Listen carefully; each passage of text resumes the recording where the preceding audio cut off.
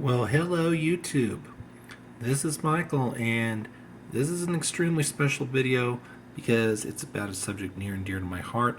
I'm going to take you on a bit of an inside tour, or a window, if you will, into my Cripple Creek gambling trips. And I'm going to share a lot of the information I have gleaned from the visits in the last year to tell you how best to enjoy a trip up there. So, in this video, you'll learn how to get up to Cripple Creek because, Cripple Creek is not necessarily a big name town. How to prepare to, what you're preparing for to get up there, what to do up there, and there is more than just gambling, by the way. Most importantly, how to make all of your money stretch further than you really thought was possible. And yes, what would an insider's guide be without some juicy secrets? So, let's go. This is going to probably be about a 15 to 20 minute video, so be prepared. Alright, so where is Cripple Creek, Colorado? And why would you go visit there? So Cripple Creek is a Colorado mountain town that is located approximately 55 miles west of Colorado Springs. Cripple Creek is one of 3 towns in Colorado that permit casino gambling. The other 2 are Black Hawk and Central City, who basically are next door neighbors. You'll find them about an hour's worth of time west of Denver on I-70, or actually a little off of I-70, but close. Cripple Creek, in order to get there, you're gonna have to travel into the mountains. But you'll find 7 different casino properties up in Cripple Creek. And in those 7 properties, you can find just about any casino game that you want to play. Of course, there's lots of slots and video poker. Most, but not all, of the casinos offer table games. A couple even offer Keno. Okay, and the table games aren't just plain old ordinary blackjack and poker. You'll find games such as 3-card poker, Mississippi stud, craps, roulette.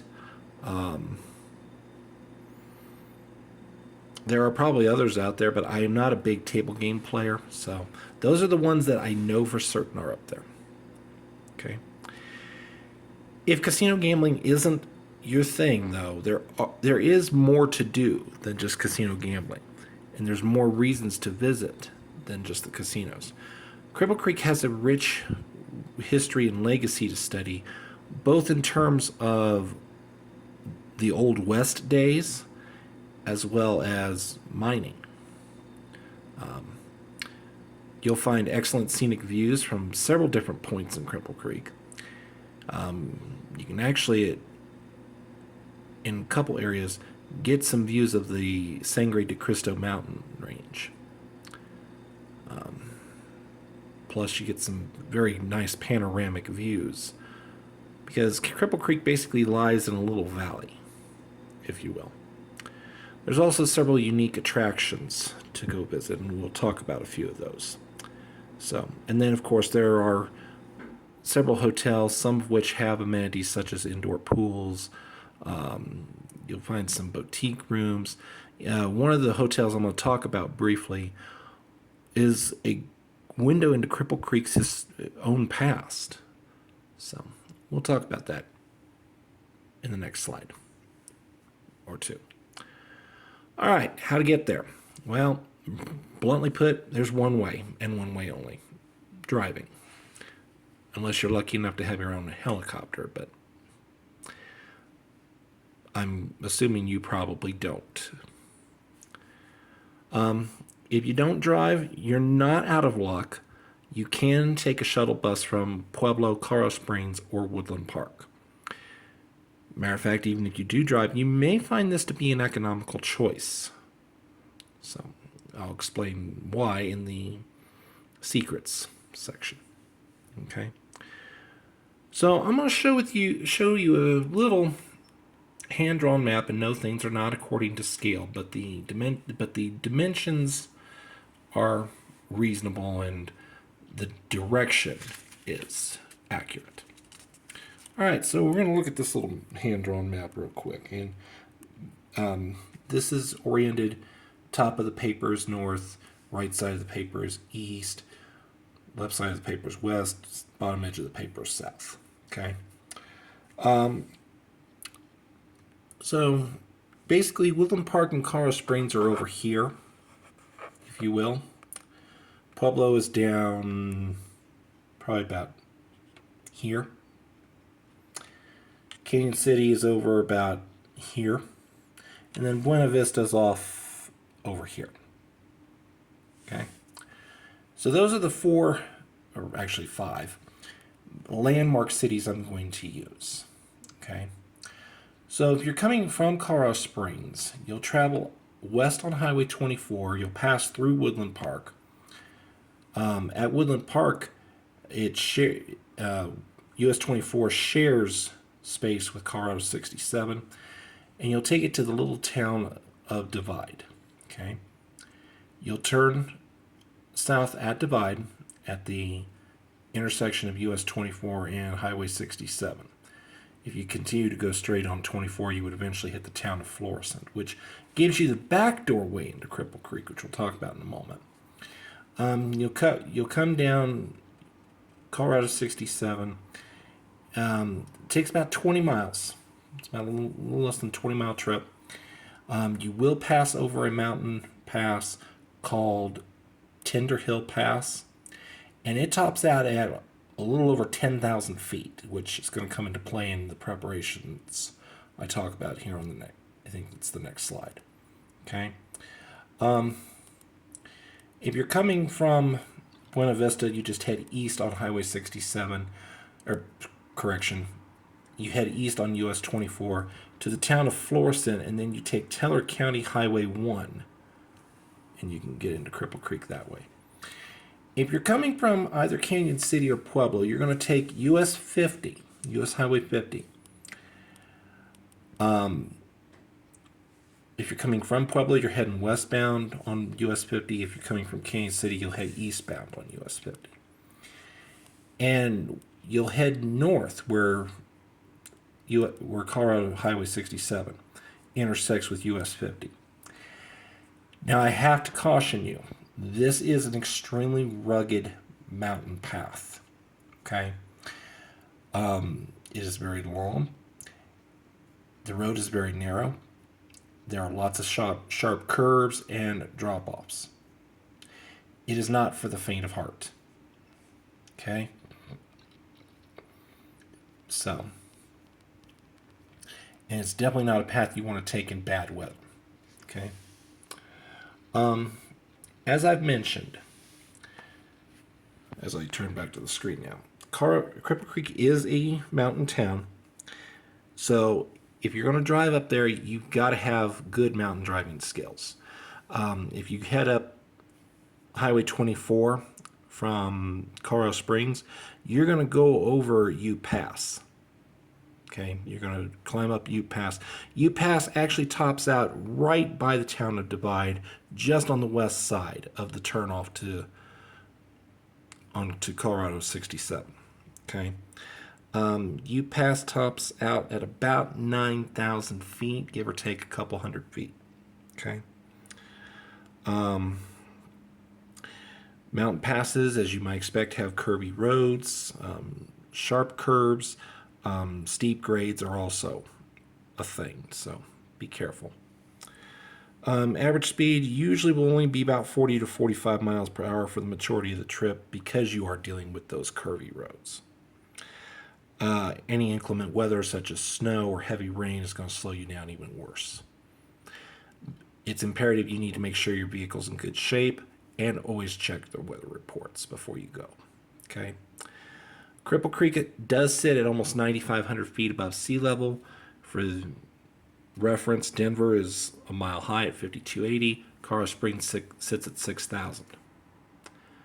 Higher elevations will tire you out quicker because there's less oxygen in the air, and also you will sunburn quicker.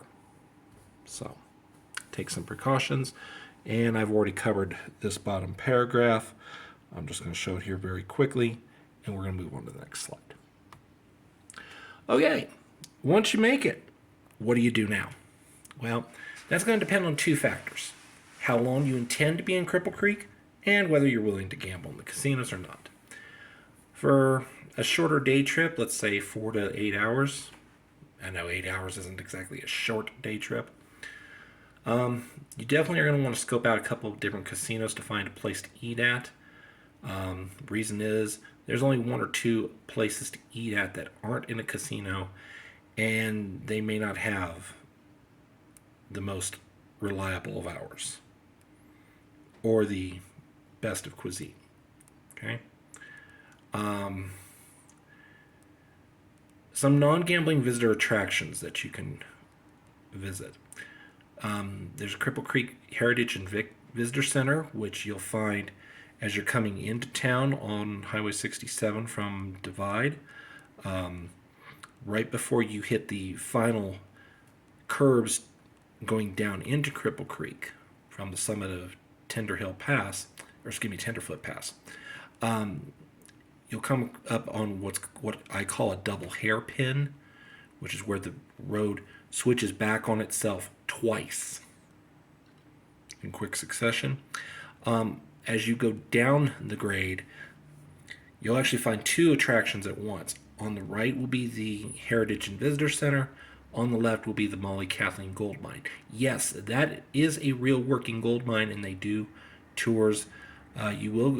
During the tour, you will actually go about 1,000 feet underground. So, keep in mind, it will be pretty cool, usually around 50 to 60 degrees, but that is year round. Okay. Cripple Creek Heritage and Visitor Center is open year round every day up until I think it's 5 p.m. each day. Okay. It is free to visit the Heritage and Visitor Center, and I highly recommend doing so, especially if you're a history buff. Okay, some places that cost money but are worth a visit. Cripple Creek and Victor Narrow Gauge Railroad. You can look back on the channel. I have a video of the trip I took. Homestead House, which features one of the brothels that was in play during Cripple Creek's heyday in the 1800s. And the Butte Theater, which is surprisingly good melodrama and other theatrical acts. If you're not into those sort of things, or you want something that is free, consider a quick stroll to City Park, which is just west of the casinos on the main street of Bennett Avenue. For those of you who are planning on staying overnight, you definitely want to pay attention to the slide I'm about to present. But don't forget about the visitor attractions above.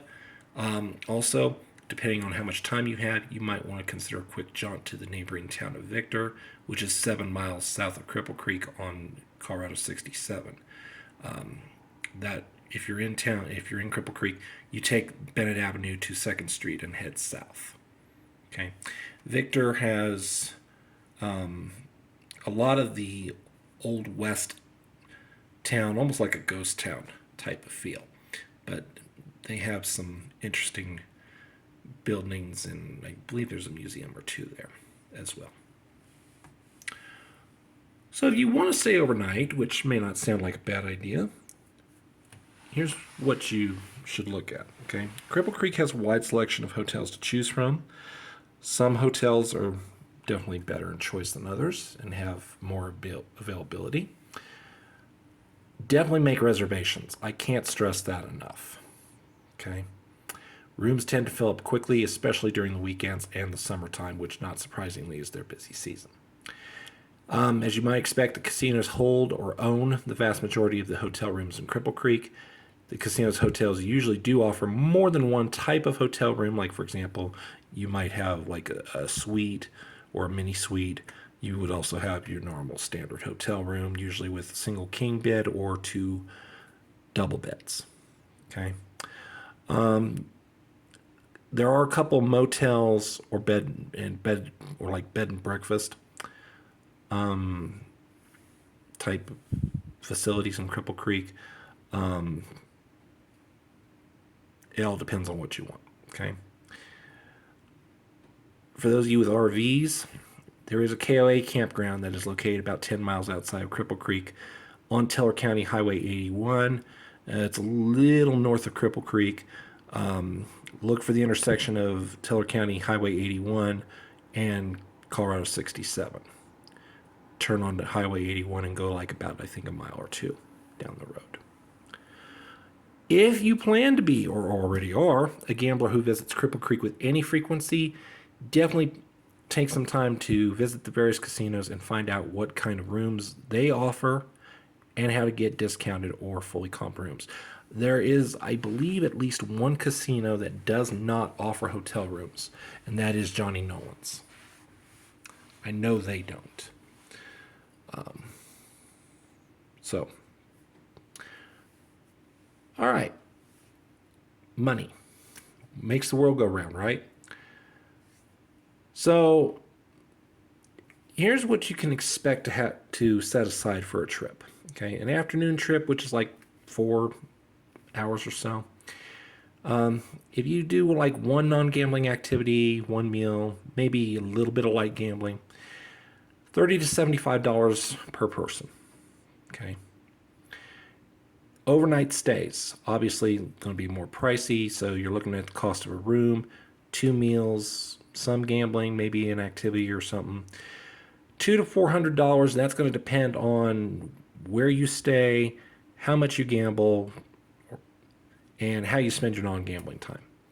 The casinos, though, are the best way to make your money stretch, believe it or not. And here's how. I can't stress this first tip enough. No matter if you intend to gamble or not, sign up for a casino player's card.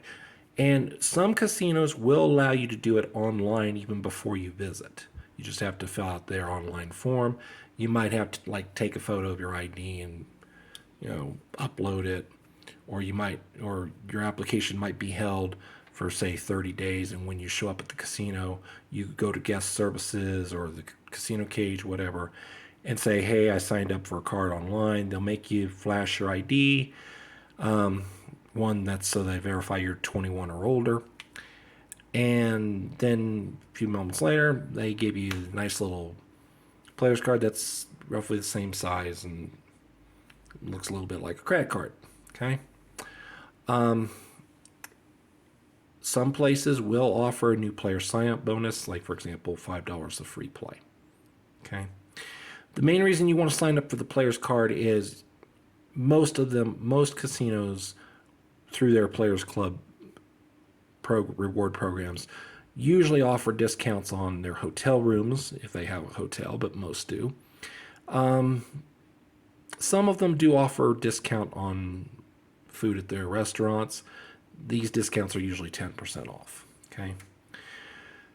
The other main reason you want to sign up is you will also be entered into that casino's mailing database unless you opt out. But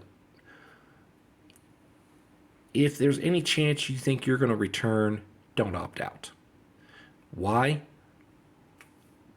They'll usually within a month or two send you something in the mail or via email with coupons, offers, rewards. You may even, depending on how desperate the casino is, you may get free money to play with, or free meals or hotel rooms.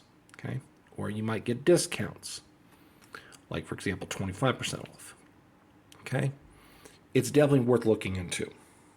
Okay, obviously if you're going to gamble, you want to earn the points that the casino will offer you for your play, so you can rack up free slot play, free table game offers, like for example match play opportunities, free meals, hotel rooms, other perks. Some casinos, if you play at high roller status, you might get complimentary monthly dinners with the CEO, free check cashing, higher automatic point multipliers, yada, yada, yada. Okay. Each Casino Players Club program is different. Make sure you take the time to learn all of its rules and nuances before you play. We're going to talk about some of those nuances here in a moment. Okay. So each reward program, each casino reward program offers different benefits. Okay, some are great at getting free or discounted food. Some make it easier to earn discounted or free hotel rooms. Some have some have better free play redemption rates. Okay, like for example, 100 cash points equals $1 free slot play.